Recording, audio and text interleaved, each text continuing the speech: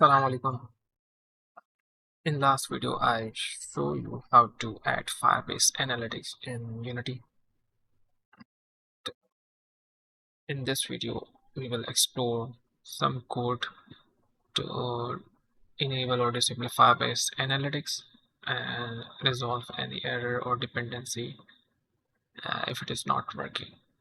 So let's go to Unity, and I have attached this script, Firebase Manager here.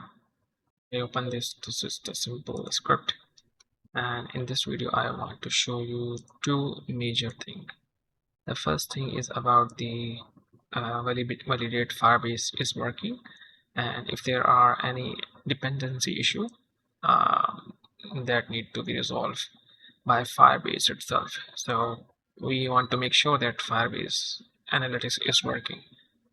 So by default, in our previous video, you have seen that it's working by default without writing any code, but it is a good practice to add some basic code so that it always work without any problem. And for this, Unity provide us some namespaces, Firebase. You first need to add the Firebase namespace, and then we have to use Firebase app class, which is you can say a bridge between the Firebase analytics service. It's a main class that we need to use to work with the Firebase. So here we have check and fix dependency async method, which allow us to fix any problem if the Firebase has or is there is any dependency is not resolved. So if I hover over this code, you can see we can get our dependency status task, and we can save it here. And in order to use this, we need to use the await and async start. In this way, it will not freeze our game using await and async. So it will create an asynchronous code for us.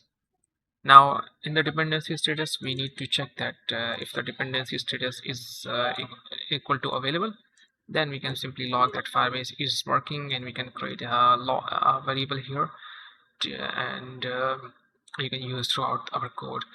So make sure that it's working perfectly, else we can log the dependency issue. So this is the simplest way. And one important thing, if you don't want your to send Firebase Analytics, so here we have a simple Firebase Analytics dot set analytics collection enable to false. This method will not allow your application to send data to the server. So this is the way to restrict the Firebase Analytics, but you have to add Firebase.analytics namespace here. So thank you for watching.